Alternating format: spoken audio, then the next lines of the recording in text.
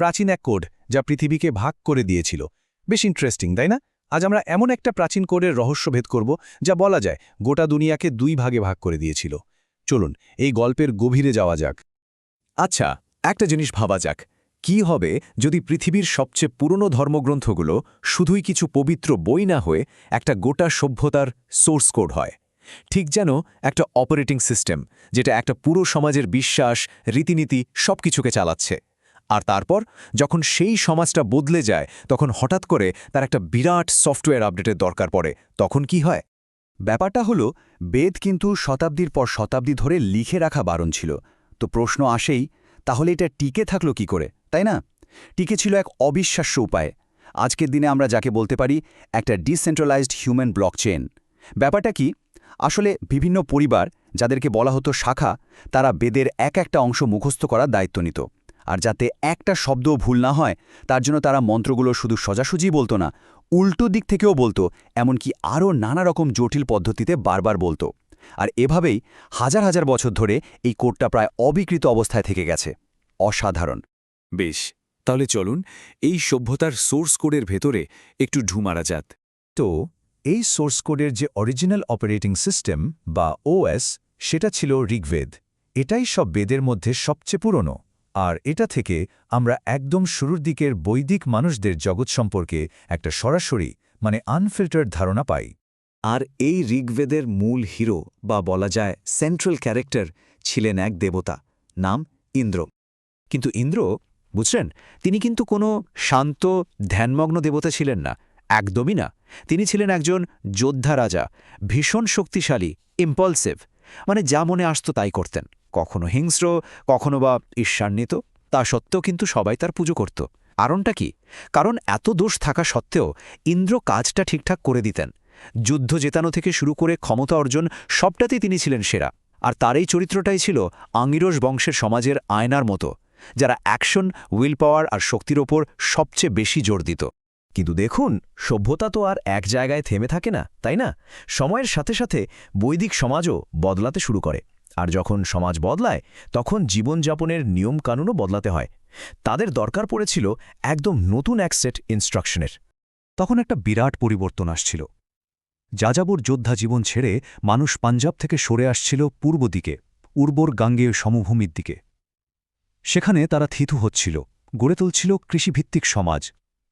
আর এই নতুন সেটেল জীবনের জন্য তো যুদ্ধ আর শক্তির চেয়েও বেশি দরকার ছিল কাঠামো, স্থিতিশীলতা আর শৃঙ্খলার।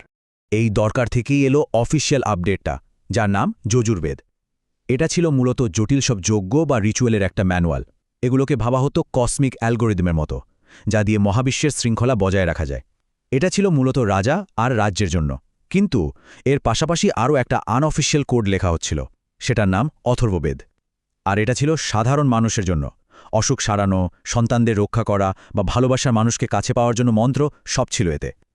এটা ছিল অনেক বেশি প্র্যাকটিক্যাল, ম্যাজিক্যাল আর পার্সোনাল। এই যে দুটো আলাদা আলাদা কোড, এর পেছনের কারণটা ছিল ঋষিদের দুটো প্রতিদ্বন্দ্বী গোষ্ঠী। একদিকে আঙ্গিরসরা, যাদের হাতে ছিল ঋগ্বেদের নিয়ন্ত্রণ। তারা পুজো করত দেবদের, ইন্দ্রের মতো শক্তি আর ইচ্ছাশক্তির দেবতাদের। আর অন্যদিকে ছিল ভৃগুরা, যারা অথর্ববেদকে রূপ দিয়েছিল। তারা গুরুত্ব দিত মহাজাগতিক শৃঙ্খলা, নিয়ম আর স্থিতিশীলতাকে। আর তারা পুজো করত অসুরদের, যাদের প্রধান দেবতা ছিলেন বরুণ, যিনি ছিলেন ঋত বা কসমিক অর্ডারের দেবতা। বুঝতেই পারছেন, দুটো একেবারে বিপরীত বিচারধারা। ইচ্ছাশক্তি আর শৃঙ্খলার এই দ্বন্দ্ব থেকেই প্রাচীন বিশ্বের ধর্মীয় সোর্স কোডে একটা বিরাট বিভাজন তৈরি হলো। টেকনোলজির ভাষায় যাকে আমরা বলি একটা ফর্ক। ভারতের শেষ পর্যন্ত ইন্দ্রের পথটাই, ইচ্ছাশক্তির পথটাই জিতে গেল।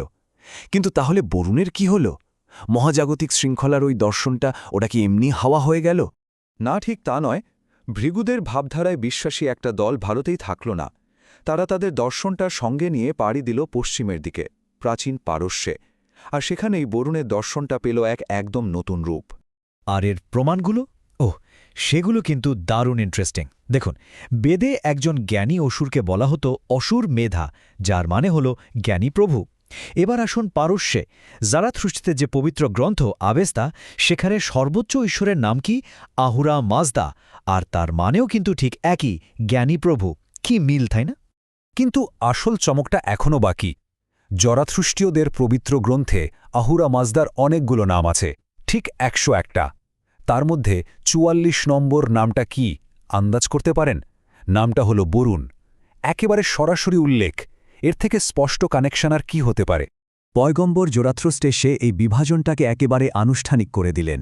তিনি ইন্দ্রের মতো দেবদের পুরোপুরি বাতিল করে দিলেন আর প্রচার করলেন এক ও অদ্বিতীয় নৈতিক ঈশ্বরের উপাসনা, যিনি হলেন আহুরা মাজদা।